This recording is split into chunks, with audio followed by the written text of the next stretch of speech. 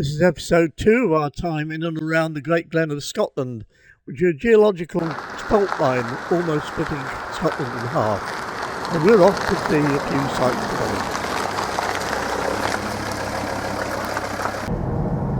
today. We're headed along the A82 at the moment that goes from Inverness to Fort William and vice versa.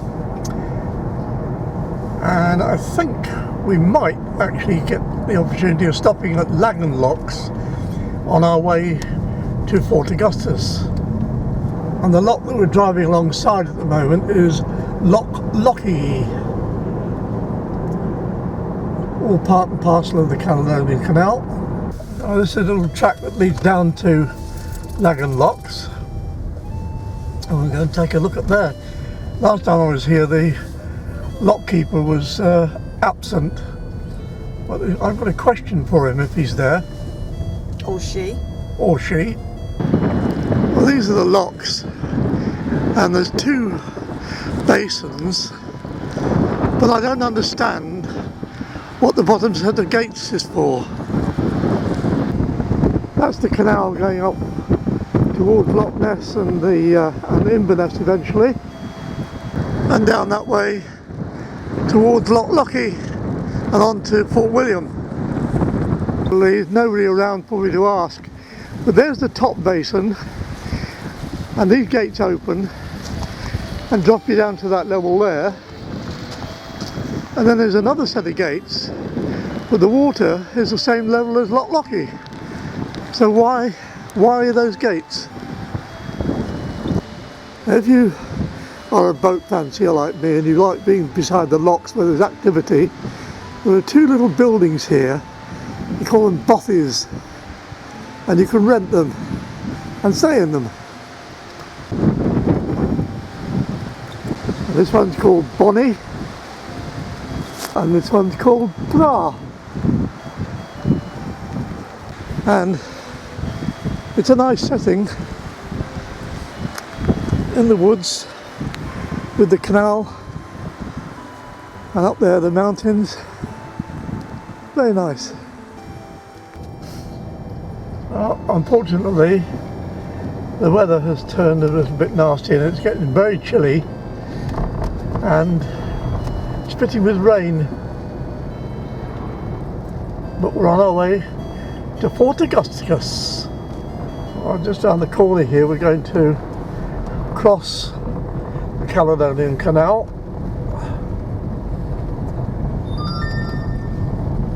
And the bridge is open for us today. Right, autumn has definitely set in here.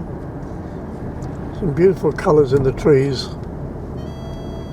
Well, the loch you can see down there now is the next section in the Caledonian Canal up from Loch Linny, and it's, what is it, Mandy? It's Loch Arkaig. See? Loch Arkaig. No, Arkaig. Okay. Oh, some road activity here. And we're going back over the canal again. There's the river. Here we go, another bridge coming. Yep. And there's the canal. Here we are, Fort Augustus. Welcome to Fort Augustus. Uh-oh, somebody's speeding. Yeah, about 2 miles an hour. Bing, bing, bing. And it's welcome to Fort Augustus again. Gateway to Loch Ness. They do like to make you feel welcome here. Yeah, they do. But this is the touristy bit down here. Well, we cross the Caledonian Canal again.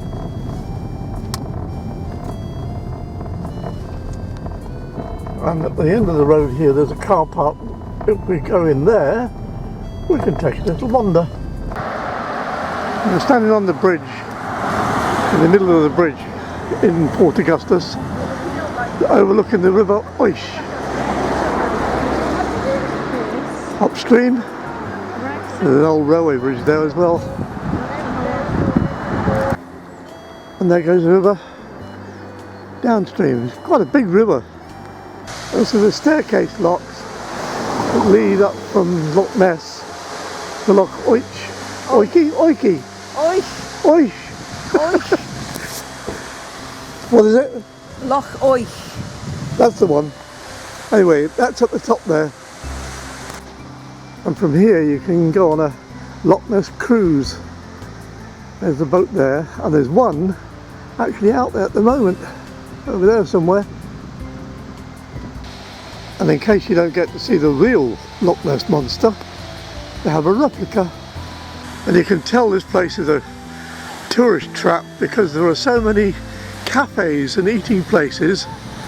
That one over there, the Bothy, and there's more down there, and there's more around here. Now we're going to go over and see the Loch Nessie shop. And to get there we walk over one of the lock gates, or in some parts of the world, sluice gates. But now we're going to move on. That there is the Commando Memorial, because during World War II the commandos trained here in the Nevis Range before going off to battle in World War II. You can see how tall it is because that bloke standing beside it. Crossing the Caledonian Canal again. Another set of locks.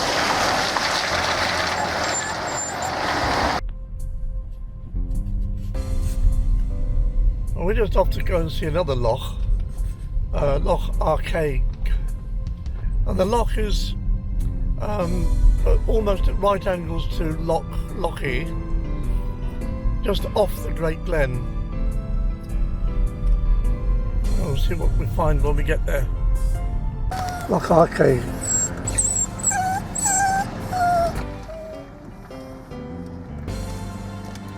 The loch is 12 miles long and 90 metres deep in its deepest point.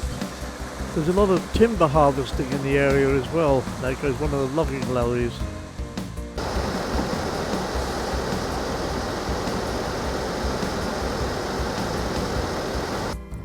And after a very pleasant drive we make it to the shores of the loch.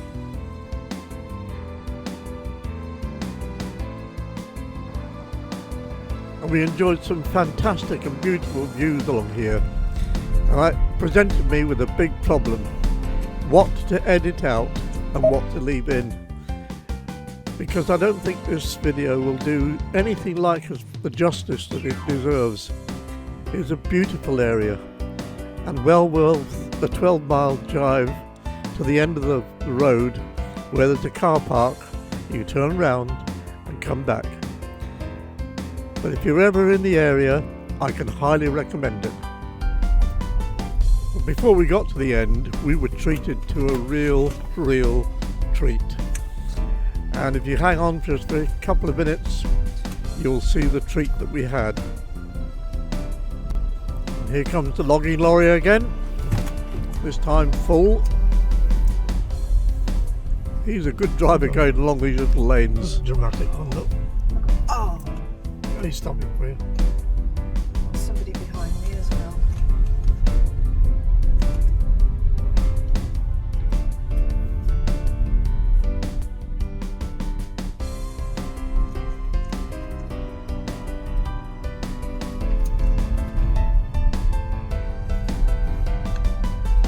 I wouldn't recommend coming along here with a caravan.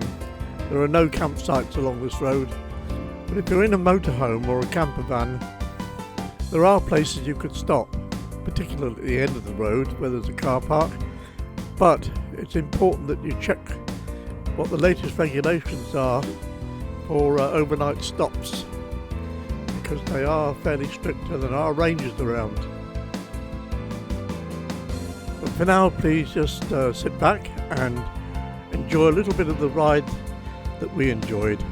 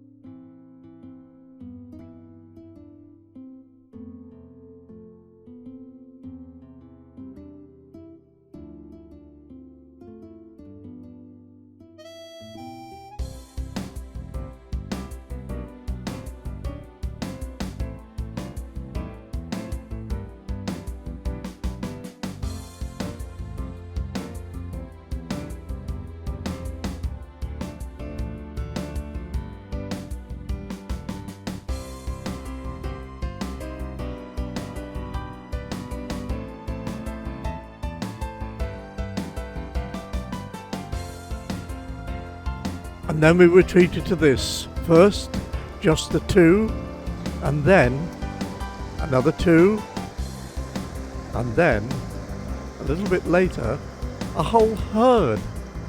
It was beautiful.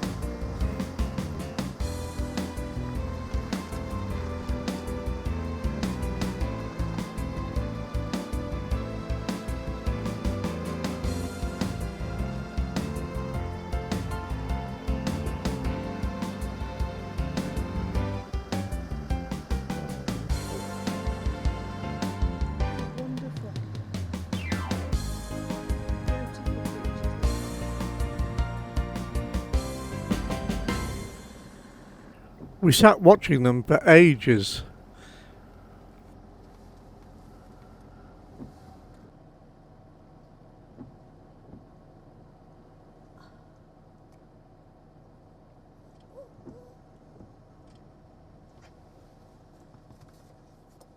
I'm going to move. And to finish off, a picturesque waterfall.